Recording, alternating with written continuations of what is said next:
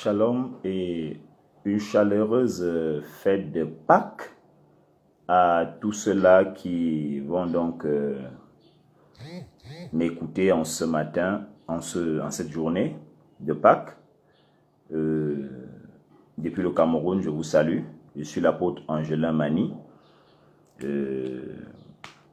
visionnaire de la Doxa Ministry International, donc le ministère de la gloire de Dieu international. Doxa, c'est en grec, qui signifie la gloire de Dieu.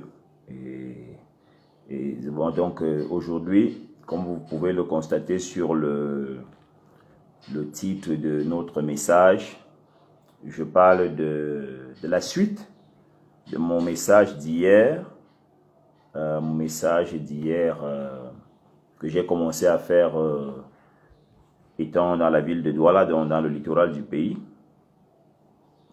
Et je parlais de la parenté spirituelle, la paternité spirituelle, la parenté spirituelle qui implique une dette.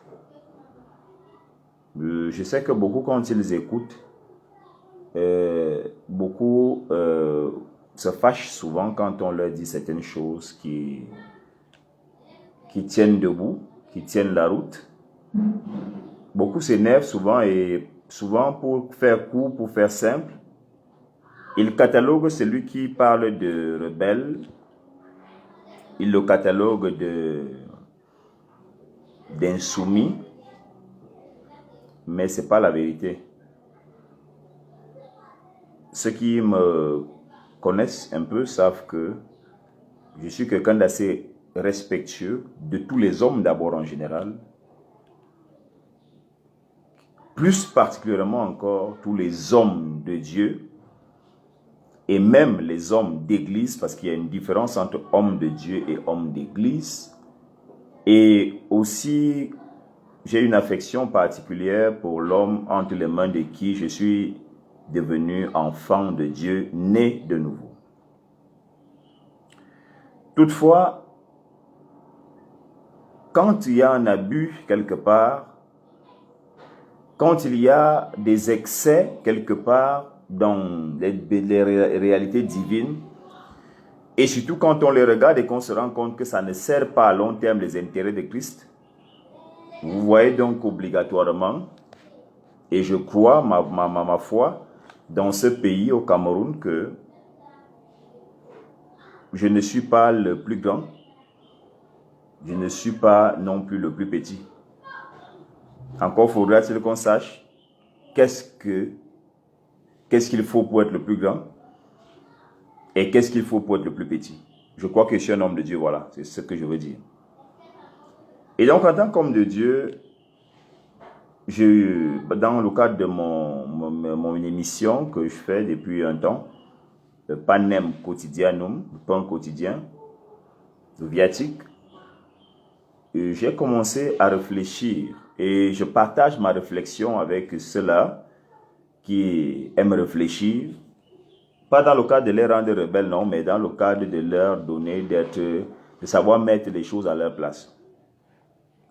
La Bible nous a dit, et c'est le verset que plusieurs utilisent, en Corinthiens chapitre 4, à partir du verset 14, au verset 16, je vais m'arrêter au verset 16, la Bible déclare: ce n'est pas pour vous faire honte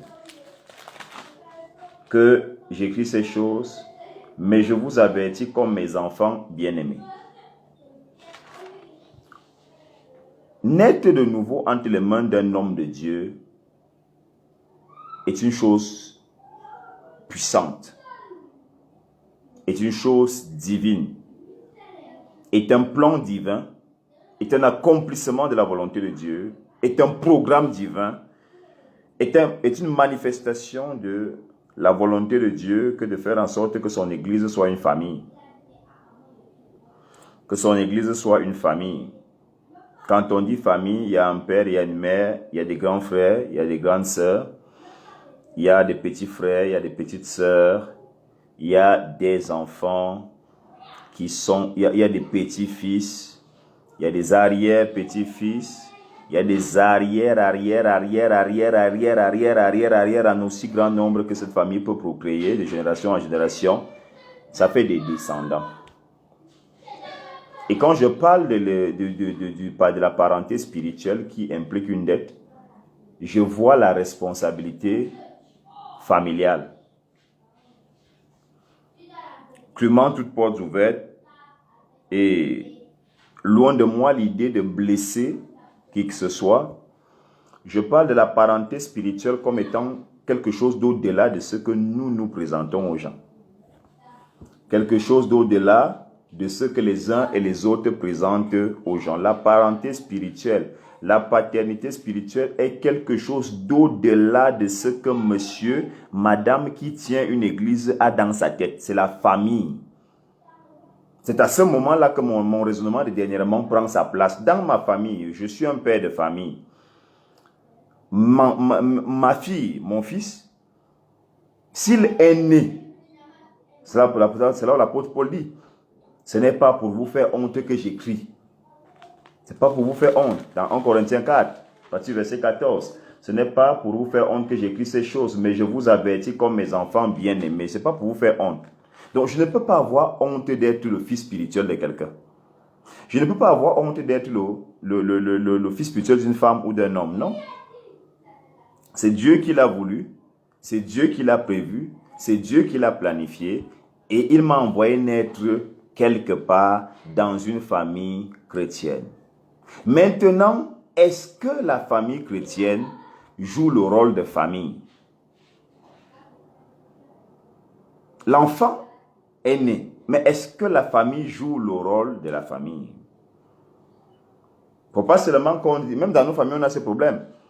Vous êtes né d'un père qui vous a abandonné ou d'une mère qui vous a abandonné. Vous êtes battu comme vous avez pu pour devenir un homme. Et dans les années à venir, vous voyez cette femme qui réapparaît, cet homme qui réapparaît et qui vous dit « Je suis votre père, je suis votre mère ». Oui, on ne refuse pas. Effectivement, pour que je sois un homme comme je suis là, il fallait que maman me porte pendant 9 mois. Il fallait que papa et maman se soient rencontrés pour que papa féconde l'ovule de maman. C'est vrai. Mais après, c'est la même question qui est posée maintenant dans la parenté spirituelle dans l'église. Tu as prêché l'évangile à tel. Il est né de nouveau. Et après? Mon enfant, en plus d'avoir engrossé sa mère, je me suis arrangé à ce que sa mère mange. Parce que dans ma tête, je sais que ma femme mange, l'enfant mange dans son ventre. Est-ce que dans le domaine du spirituel, les pères ont le souci du lait spirituel que les enfants boivent? Je ne vais même pas d'abord arriver au niveau du lait. Là, comme il est dans le ventre, là, donc pendant que je suis encore en train de prêcher l'évangile pour que la personne comprenne, est-ce que je mets les bons éléments, les bons arguments, les bonnes attitudes, les meilleures façons de faire en jeu? Le tout n'est pas de dire je suis le père spirituel de tel. Le tout n'est pas de dire je suis le père spirituel d'une multitude. Qu'est-ce que tu fais pour cette multitude? Le tout n'est pas de dire j'ai beaucoup d'enfants, il faut qu'ils viennent me donner. Qu'est-ce que tu leur as d'abord donné? C'est là où mon thème apparaît. Il y a une dette. C'est une redevance spirituelle. C'est une redevance morale. C'est une redevance intrinsèque. C'est-à-dire vous vous sentez redevable de quelque chose à quelqu'un. Et c'est le problème de l'église de réveil. Parce que j'étudie toujours l'église de réveil en parallèle avec l'église catholique de laquelle je suis un ancien séminariste. Donc j'ai été formé pour diriger les gens. J'ai été formé pour encadrer les gens. Et je sais quelles sont les failles dans l'encadrement. Et les failles dans l'encadrement impliquent que toute structure religieuse actuellement qui vit et qui ne respecte pas ces canons-là, de mélange d'hommes, de communion d'hommes, de soutien d'hommes, d'entretien d'hommes, va échouer. Ou tout au moins, il y a deux choses qui vont apparaître. Quand le monsieur qui tient cette église meurt, l'église se divise en 1000 morceaux. Ou alors, l'église reste debout, mais ça devient une hérésie. On commence à enseigner des énormités. C'est à ce moment-là que vous voyez, le prophète William Marion Branham était une très belle personne, un très grand homme de Dieu que Dieu a utilisé. Mais qu'est-ce que ses descendants, ceux qui ont dit, soi-disant avoir capté sa doctrine, qu'est-ce qu'ils ont fait? Ils ont fait une hérésie. Un machin qui n'a pas de sens. jusqu'à dire parfois que Branham c'est le Saint-Esprit. Vous voyez? Vous voyez? Vous voyez? Et pourquoi aujourd'hui on voit les églises pentecôtistes naître de partout? Parce que beaucoup d'orphelins cherchent à s'en sortir. Beaucoup d'orphelines cherchent à s'en sortir par leurs moyens. Parce que les pères spirituels, les mères spirituelles ne jouent pas leur rôle. Paul joue son rôle. Paul joue son rôle. Il est donc mieux placé pour dire, ne vous faites pas honte, je vous rappelle seulement. Personne ne peut être fâché que quelqu'un l'appelle mon fils, si c'est son père spirituel. Je vous ai dit dernièrement que j'appelle papa spirituel, mon père spirituel qui m'a fait naître de nouveau, Meyo Kamdem Guy Trésor, qui est à l'église au niveau de la pharmacie Saint-André, au niveau de la pharmacie Concorde, j'allais dire, pharmacie Concorde en face du camp Sigloncap, voilà. Ma mère spirituelle, c'est Mayo Françoise, donc l'épouse de mon père spirituel. Pourquoi je les appelle mes parents spirituels? Parce que l'évangile qui m'a fait comprendre Christ dans un autre axe, dans un autre sens, c'est eux qui me l'ont prêché. Pourquoi je les appelle pères? Parce que mes premiers pas de connaissance, mes rudiments de la foi, les premières des choses que j'ai apprises dans la foi, c'est eux qui m'ont montré ça. Ils m'ont donné des livres à lire. J'ai assisté aux enseignements à l'église. J'étais encadré. On me paie le taxi pour rentrer. Quand je viens, c'est pas qu'on négocie avec moi, mais j'habitais loin. Vous imaginez, entre Camp Sigloncap et à Carrefour Anguissa. Donc, ils savaient que ma distance était loin. Ils ont investi. Je leur dois ça. C'est à ce moment-là qu'on voit des enfants spirituels, ils paient des voitures à leur père spirituel, des terrains à leurs parents spirituels. Arrêtons de tomber dans le voyoutisme spirituel, où on veut seulement que les gens aillent sous nous, sans qu'on ait impacté ces gens. L'apôtre Paul dit, ce n'est pas pour vous faire honte que j'écris ces choses, mais je vous avertis comme mes enfants bien-aimés. C'est biblique la paternité spirituelle, c'est biblique. Mais le père spirituel investit d'abord avant de récolter. Aujourd'hui, qu'est-ce qu'on voit? Dès que quelqu'un te voit, il imagine déjà dans ton vêtement à combien tu as pu payer tes habits et tout. Donc tu as un peu d'argent. Il t'appelle mon fils. Cherche-toi à te mettre sous lui parce que demain après, demain va commencer à prêcher, tordre l'évangile pour que tu te retrouves en train de lui donner de l'argent. Que tu te retrouves en train de lui donner ceci ou de lui donner cela. Je suis ton père. Mais là, ce n'est pas là où ça commence. Ça commence par l'évangile. Tu m'as prêché l'évangile, non. Tu m'as enseigné, non. L'évangile, c'est la semence qui fait naître de nouveau. Là, je suis né dans ta maison, alors je suis ton enfant. Maintenant, l'enseignement, c'est le lait spirituel ou la nourriture solide. Le lait spirituel, c'est quand on est nouveau converti. Maintenant, la nourriture solide, c'est quand on a grandi. Est-ce que tu m'as enseigné les rudiments de la foi? Est-ce que l'école des fondements, c'est toi qui m'as enseigné ça? Est-ce que l'école de nouveau converti, c'est toi qui m'as enseigné ça? C'est toi qui m'as formé? Est-ce que les basiques de la foi, c'est toi qui m'as communiqué ça? Non. Alors, ne m'appelle pas ton fils. C'est un désordre. Maintenant, ça peut être l'ami de mon père spirituel. Quand il vient à l'église, on l'appelle papa parce que c'est un peu comme dans la famille. Les amis de votre père, vous les appelez tonton. Ou bien papa tel. Les frères de votre père, dans la foi, vous les appelez papa. C'est comme dans la famille, on appelle tonton. Maintenant, nous avons enseigné que toute personne qui est un peu du niveau spirituel de ton père spirituel, selon que tu estimes, tu dois l'appeler papa et le respecter. Maintenant, on voit quelque chose. C'est que ce sont les gens qui viennent nous imposer à les appeler papa. Donc, vous n'avez rien à faire dans la foi que de chercher à savoir qui sera votre fils et qui sera votre fille. C'est de ça que je parle. Je ne dis pas que la paternité spirituelle ne soit pas biblique. Mais vous commencez déjà à faire... C'est-à-dire, vous voulez maltraiter les gens, voilà.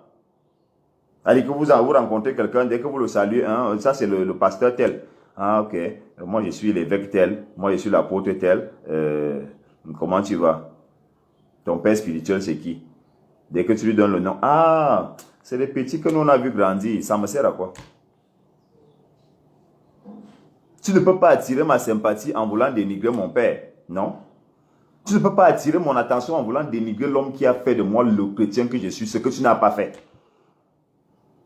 Et comme je disais hier, ne me dis pas appelle-moi papa parce que j'ai des enfants de ton âge qui sont mes pasteurs à l'église. Il faut aussi te dire, moi aussi je suis pasteur. J'ai des papas comme toi, comme ça, qui sont mes diacres, qui sont mes anciens d'église à l'église. Donc appelle-moi aussi papa. Vous voyez un peu. Le problème de l'évangile ailleurs, mais nous on l'amène ailleurs. Le verset 15 dit, car quand vous auriez 10 000 maîtres en Christ, vous n'avez cependant pas plusieurs pères, puisque c'est moi qui vous ai engendré en Jésus-Christ par l'évangile. Est-ce que tu m'as engendré par ton évangile? Il y a des gens qui veulent que vous les appelez papa, vous ne les avez même jamais écoutés prêcher. Il y a des gens qui veulent que vous les appelez papa, pourtant c'est qu'ils prêchent même. Ils ne sont pas sûrs que ça peut vous convertir. La semence, le sperme spirituel qui féconde un homme et fait de lui un enfant de Dieu, c'est la parole de Dieu. L'évangile. Est-ce que tu m'as prêché Jésus? Est-ce que tu penses que c'est la grosseur de ta croix que tu portes au cou qui fait en sorte que tout le monde t'appelle papa? On ne te méprise pas. Hein? Tu es un homme de Dieu, tu es une femme de Dieu. Oui, c'est vrai. Mais c'est toi qui amènes le débat sur un autre terrain. Il faut à tout prix que les gens te respectent comme un père spirituel pour que tu puisses traiter avec eux, soit traiter avec eux, soit les considérer, soit leur faire des faveurs. Alors à ce moment-là, tu vas attendre longtemps que les gens comme nous, comme ça, on t'appelle papa. Hein? Longtemps. Ou bien maman, longtemps. Tu m'aides dans quoi? En tant que parent, comme tu veux qu'on t'appelle papa, maman, là, tu m'aides dans quoi? Tu peux m'apporter quoi? Tu ne m'as pas fait naître. Tu ne m'as pas enseigné. Je peux te respecter en tant qu'un homme de Dieu, une femme de Dieu que Dieu a élevé ou que Dieu a béni, oui. Mais en tant que père, mère spirituel, c'est une perte de temps. C'est une perte de temps. Ne forcez pas les gens, ça devient une doctrine aujourd'hui qui donne le mot de tête à l'église. Vous cherchez les qui peuvent être vos enfants, pourquoi? Est-ce qu'un père ignore ses enfants? Un père n'ignore pas ses enfants. Car quand vous aurez 10 000 maîtres en Christ, vous n'avez cependant pas plusieurs pères. Alors, je peux te considérer comme un mentor, comme un maître. Quelqu'un qui peut enseigner un jour un thème de la foi que mon père spirituel n'avait peut-être pas enseigné, ou même qu'il avait enseigné, mais toi, tu as la grâce d'entrer dans certaines profondeurs. Tu es un maître parce que tu m'as donné un enseignement, parce que tu m'as donné un cours, mais ce n'est pas mon père. C'est vrai que je peux t'appeler papa, parce que tu peux être soit du niveau spirituel de mon père spirituel, soit du niveau de vie que mon père spirituel. Mais toi, ne cherche pas ça. J'ai ce problème avec les gens. Quand je vous parle là, j'ai des problèmes avec les gens. Quand vous arrivez à côté de lui, si il ne vous voit pas vous plier à quatre devant lui, on a dit ça, c'est le pasteur tel. Lui, il dit qu'il est évêque ou bien apôtre, je ne sais pas trop quoi. Maintenant, on t'a présenté comme étant pasteur. Si tu ne te plies pas à quatre ou bien à genoux comme les autres qui sont allés le salut se font là, il dit que tu es rebelle. Vous voyez un peu. Donc, mon message que je dis là n'est pas en désordre. Mon message, c'est par rapport à une observation. Je n'ai pas besoin de chercher qui va se soumettre à moi. Je n'ai pas besoin de chercher. Ça, c'est moi-même avoir déjà déplacé le match sur un autre terrain. J'ai mes enfants, qui sont mes enfants spirituels, que je reconnais avoir fécondé par la parole. Que je reconnais avoir formé et enseigné.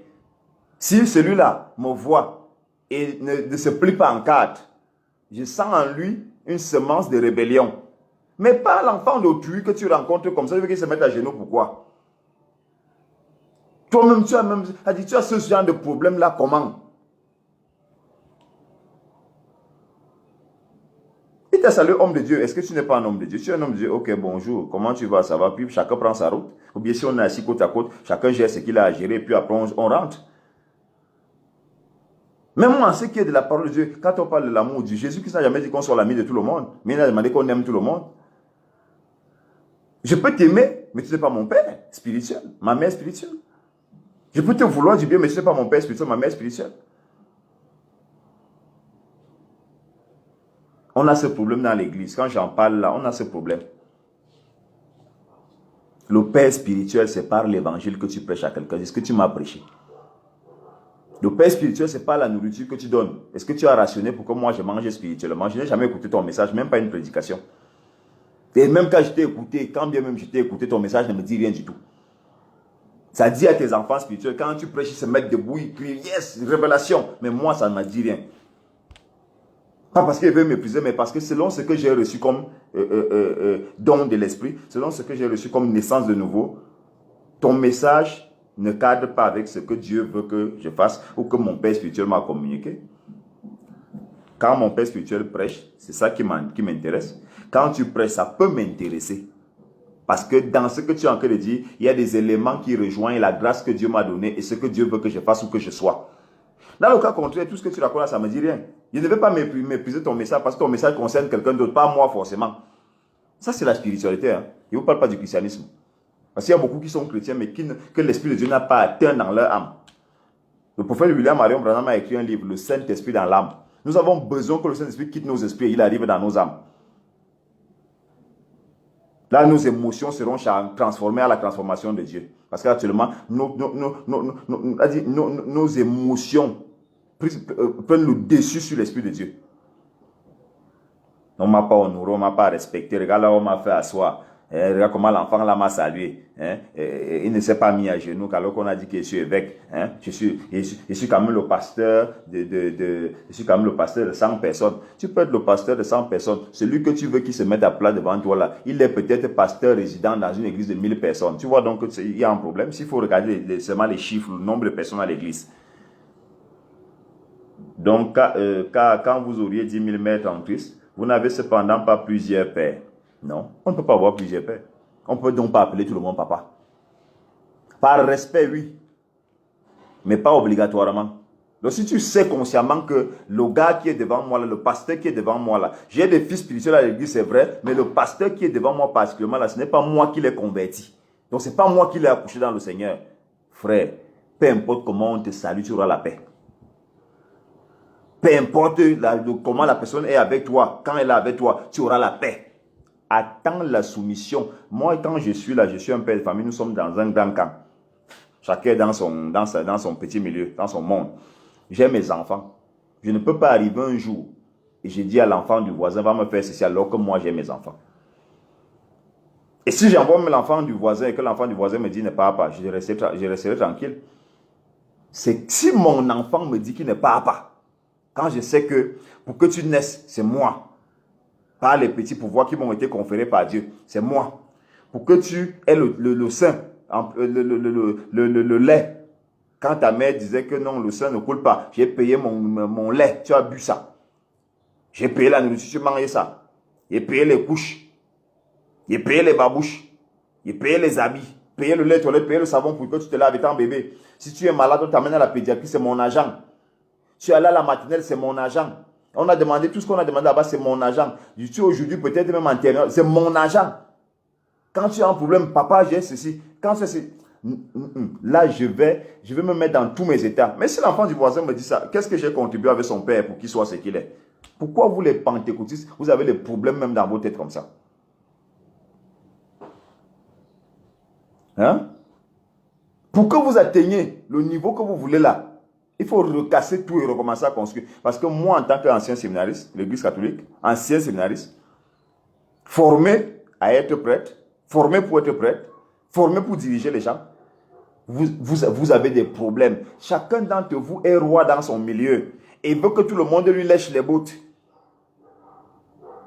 Et c'est pour ça que vous ressentez le mépris. Pourtant, en tant qu'ancien séminariste, quand on est par exemple au petit séminaire ou au grand séminaire, petit séminariste, si tu vois déjà quelqu'un porter la soutane quelque part, bonjour monsieur l'abbé, il n'a pas besoin de savoir où c'est un prêtre, ou bien un diacre, ou bien un sous-diacre du même diocèse que moi, de la même paroisse que moi.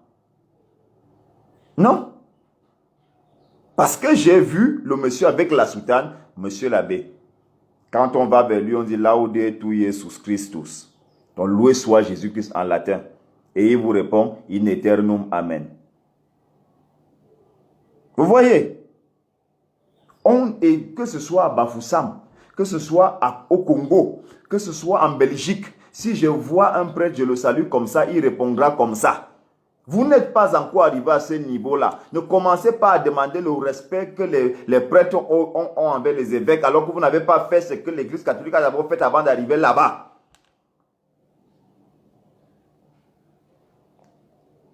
Nous, on allait au séminaire. Ce n'est pas nous qui avions construit, ce sont les prêtres qui avaient construit. C'est l'évêque qui a construit. Je suis un petit séminariste du séminaire Saint-Paul de Balmayo. quand vous arriviez là-bas, mon Seigneur Paul Etogo avait construit le séminaire. Vous n'avez rien construit pour former qui que ce soit. On dormait sur les lits là-bas que nous on avait trouvé. Vous n'avez aucun lit. Parce que vous, en tant que pasteur, même dans vos maisons, vos propres enfants, puisque vous appelez enfants, ne peuvent pas dormir là-bas même une nuit. La preuve est que même à l'église, vous dites que l'église n'est pas là où on peut dormir. Vous chassez les gens de l'église. Donc, pour nous qui avons un autre vécu que ce que vous avez vécu, vous devez comprendre pourquoi j'ai souvent la rage quand je parle de certains sujets. Parce que vous les utilisez mal, sans comprendre les profondeurs, sans comprendre les bases. Et vous voulez imposer ça aux gens comme si c'était la vérité. La paternité spirituelle implique que le Père a d'abord construit un certain nombre de choses, un environnement, un espace où les enfants restent, où les enfants vivent. Un certain nombre de facilités. On a trouvé le séminaire construit avec des lits. On a trouvé le courant, on a trouvé l'eau. On a trouvé des matelas. Nous, on partait seulement avec les gras et nos cantines. Et on demandait aux parents de payer la scolarité. Et dans cette scolarité, on prend l'argent dedans pour payer les professeurs, pour payer de quoi on va manger. On a trouvé qu'il y avait déjà une infirmerie au cas où quelqu'un est malade, on t'envoie à l'infirmerie. On fait toutes les consultations là-bas. Qu'est-ce que vous avez déjà mis sur pied? Votre problème, c'est seulement au niveau de sur le père spirituel. Le père spirituel dans rien. Vous voyez un peu. Et c'est une grosse affaire pour vous. Bon, mes enfants ont fait, mes enfants ont été rebelles, mes enfants ont... Hey, vous ne voyez pas que l'église catholique a très rarement des rebelles? Pourquoi? Parce que le prêtre doit au diocèse, le prêtre doit à l'évêché, le prêtre doit à l'église catholique. Les enfants, vos enfants spirituels, vous doivent quoi?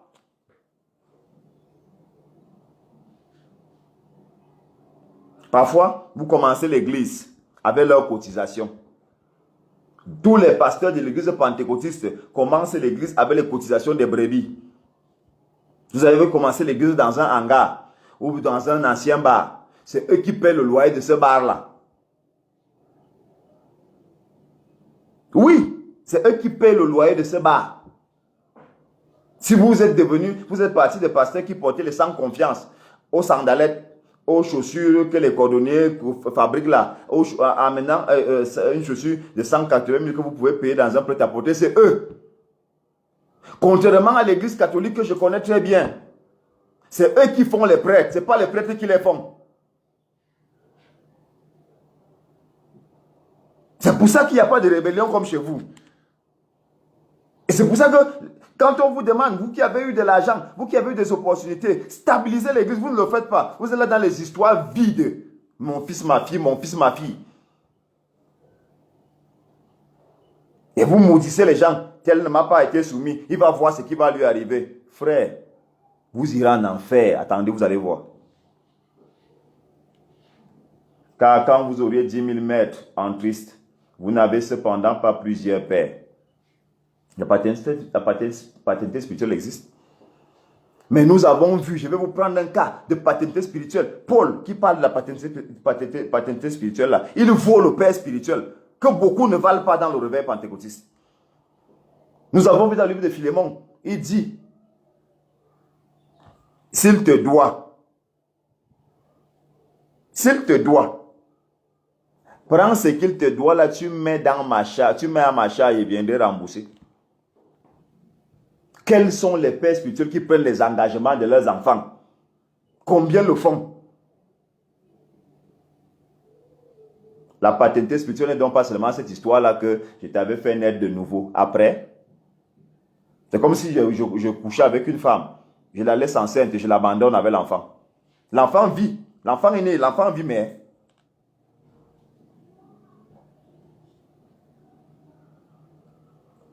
Car quand vous auriez 10 000 maîtres en Christ, vous n'avez cependant pas plusieurs pères, puisque c'est moi qui vous ai engendré, c'est moi qui vous ai enfanté en Jésus-Christ par l'évangile. Tu n'as pas prêché l'évangile, il faut le laisser tranquille. Je vous en conjure donc, soyez mes imitateurs, faites comme je fais. Si tu es père spirituel aujourd'hui, c'est parce que si tu as été fils spirituel de Paul et as imité ce que Paul fait. Qu'est-ce que Paul faisait? Est-ce que c'est ce que Paul faisait que vous faites maintenant? Mais vous prenez seulement les versets bibliques de Paul où il parle de paternité spirituelle, vous braquez ça sur les gens. Et après, quand on va vous dire que votre enseignement n'est pas complet parce que vous dites une chose pour que les gens soient vos fils, ce qui est vrai dans la Bible, mais vous ne faites pas ce que Paul faisait à Timothée, à Philémon, à Onésime, ce qu'il a pu. Vous ne faites pas ça. À Timothée, vous ne faites pas. Parfois même quand vous faites du bien, que vous le conditionnez, vous l'esclavagez pour un grain de riz, et vous tapez la main sur la poitrine, je suis père spirituel. Voilà mes pasteurs que j'ai ordonnés. Est-ce que ces pasteurs sont épanouis? Voilà mes enfants spirituels. Est-ce que ces enfants sont épanouis? La paternité spirituelle doit être regardée en parallèle avec la paternité physique. Les pasteurs que vous avez dans vos églises mendient le pain. Mendient le pain. Est-ce que vos enfants mendient le pain? Vous voyez donc que la paternité spirituelle n'est pas seulement une chose, on va citer ça comme ça. Et c'est de ça que je parle depuis hier. Parce que j'ai observé certaines choses. Dans l'église de réveil, les gens aiment aujourd'hui qu'on les honore, mais ils ne travaillent pas pour l'honneur. On travaille pour l'honneur. On n'est pas opportuniste dans l'honneur, on travaille pour l'honneur. On sème l'honneur pour récolter l'honneur. La Bible déclare ce qu'un homme aura sémé, le récoltera. Si vous n'avez jamais eu de la peine pour quelqu'un, vous n'avez jamais fabriqué des hommes, n'attendez pas que les hommes vous soient soumis. Parce qu'ils ne vous doivent rien. Même en famille, si mes enfants sont à la maison, ils ne vont pas à l'école. Leur babou se coupe, ils marchent pieds nus. Comment ils me voient? Comme un monstre. Demain, après-demain, je ne serai pas surpris que mon enfant, quand on lui demande ton père est où, il dit mon père est mort depuis. On lui dit, mais on voit souvent monsieur André, il est juste là comme ça, c'est une image de père, mais ce n'est pas un père. Vous êtes beaucoup d'entre vous, vous êtes des images de père, vous n'êtes pas des pères. Vous êtes des photos de père, mais vous n'êtes pas des pères. Et je le parle comme ça, sans faute dans mon esprit, parce que moi je marche dans les églises de réveil, je vois ce que les pasteurs font à d'autres, à leurs soi-disant fils spirituels, que ce soit des pasteurs, que ce soit même les brebis dans la foule, je vois. Je vois le langage ordurier, méprisant, chiffonnant. Pourtant la Bible déclare, enfant, honore ton père et ta mère. Mais la Bible déclare, vous ne continuez jamais le verset. La Bible demande aux pères de ne pas irriter leurs enfants, irrita. En latin, signifie mettre en colère. Provoquer. La version d'David dit ne provoquez pas la colère, le courroux de vos enfants. Ne provoquez pas. Pourquoi Dieu le dit? Parce que Dieu sait qu'il y a des parents qui sont capables de faire ça. Et quand il dit ne provoquez pas, ça signifie que tout ce que l'enfant va faire contre toi, Dieu ne gère pas ça. Il ne répond pas de ça. Donc, je réfléchis contre la paternité spirituelle qui s'enseigne dans un régime dictatorial. Sous une impulsion dictatoriale. Je suis contre ça. Elle existe. Même une paternité spirituelle mal comprise amène des dégâts dans l'église. Et aujourd'hui, qu'est-ce que les gars font? Tous ceux qui sont issus d'une paternité spirituelle de despotisme, d'esclavagisme, qu'est-ce qu'ils font? Quand aussi ils ont une portion de responsabilité, ils veulent écraser tout le monde, ils veulent esclavager tout le monde. Pourtant, ça ne répond pas au principe fondamental du Christ qui est l'amour. La Bible demande d'aimer ton prochain comme toi-même. Si tu aimes l'honneur, honore les autres. Si tu aimes le respect, respecte les autres.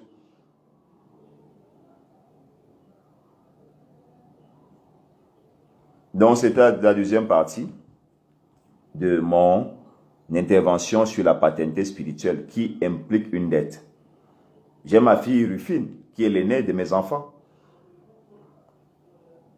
Chaque fois que je pose un acte là concernant, je lui explique l'acte. J'ai fait pareillement. J'ai mes enfants qui sont là, ils savent. Quand ils ont un besoin, je paie l'appétit. Mais dans vos églises là-bas, quand vos enfants ont un problème, vous ne les jetez pas en pâture. Ils se débrouillent d'eux-mêmes, mais quand vous avez un problème, vous faites la quête à l'église, la cotisation. Ça, quand c'est vous faites les quêtes, vous faites les cotisations. Quand c'est eux, ils se débrouillent. Et tu dis, je suis papa de l'indanation. C'est ce que je voulais vous dire en ce matin. J'ai un père spirituel que je respecte beaucoup et que j'aime beaucoup. Je n'ai même jamais fait qu'il parle, je réagis. Parce que ce bouton m'a beaucoup donné. Il m'a donné la parole. Il m'a donné comment je vais dire ça? Il m'a donné l'assurance que je suis un serviteur de Dieu.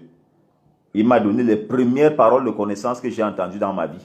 Il m'a donné la délivrance, prière pour moi. Il m'a donné les habits. Mon père spirituel, c'est un habilleur. Il m'habillait en costume. Les gens croyaient, quand ils me voyaient en route, que j'avais payé ça. Et ça me faisait qu'on me respecte. Et lui-même, il allait dans son prêt-à-porter. Il y a même des jours où il n'était pas là. Il envoie qu'on vienne me donner à la maison les chemises, les pantalons, les vestes. Oui. Donc, quand vous encadrez les gens dans le Seigneur, ne vous appelez pas seulement papa inutilement. Mettez dans votre tête que ton enfant spirituel de l'église t'appelle papa au même titre que ton enfant de la maison. Alors, il faut être capable de jouer ces deux rôles. C'est de là que quand l'enfant a explosé, que l'enfant a émergé, il est reconnaissant. Les pentecôtistes ne sont pas reconnaissants. Leurs enfants spirituels ne sont pas reconnaissants envers le Père. Pourquoi? Parce que les pères n'ont fait que leur prêcher l'évangile et les ont laissés se débrouiller. L'imposition des mains quand tu pries pour que n'est pas suffisant. Je mangeais, mon père spirituel me donnait l'argent. J'étais à l'église, j'ai passé le temps à l'église. Quand j'arrive comme ça, Mani, tu as mangé? Non, pas encore depuis le matin. Il prend 500, il me donne. C'est des 500 qui parlent dans mon cœur. Ça parle sur ma tête. Sa femme, même chose. Moi, j'ai apporté alors à manger, si vieux, on mange. Ça rapproche. Ça rapproche. Je n'ai jamais tété de ton lait. Comment tu veux que j'ai des sentiments envers toi? Juste parce que tu m'as prêché l'évangile, que ce n'est même pas toi qui avais écrit. Au-delà de ce que on a dans la Bible, que ce n'est pas toi qui as écrit, donne-moi des choses qui viennent de toi, qui vont me prouver que, au-delà de ce que tu m'as prêché pour avoir un membre de plus dans ton église, tu m'aimes. Parce que beaucoup prêchent même l'évangile là pour avoir beaucoup de gens dans leur église. Mais pas parce qu'ils les aiment. Le pasteur doit aimer ses brebis et poser des actes qui prouvent qu'il y a l'amour dedans. Voilà pourquoi je dis souvent, tout le monde ne peut pas être mon père spirituel. Parce que quand je passe dans les églises en tant que pasteur aujourd'hui, je vois les abus des pasteurs sur les brebis. Ce n'est pas tout le monde qui pouvait être mon père spirituel. Parce que j'étais d'abord un bon animal, un bon sauvage. Donc il y a des choses que quand j'étais encore brut là, toi le pasteur, tu me fais ça à l'église, je te déshabille devant les gens.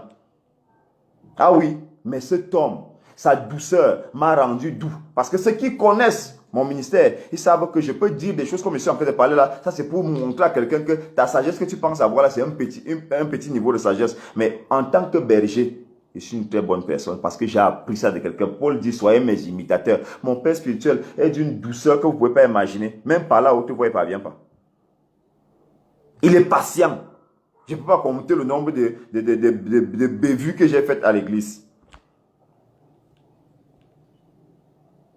Mais il m'a appris à comprendre l'œuvre de Dieu, l'enfant de Dieu. Quand on dit c'est ton enfant. Un jour, il m'avait dit, j'encadrais à l'église, la jeunesse, il m'a dit un jour, tu peux avoir ton enfant, il fait quelque chose de mal et tu le rejettes à vie.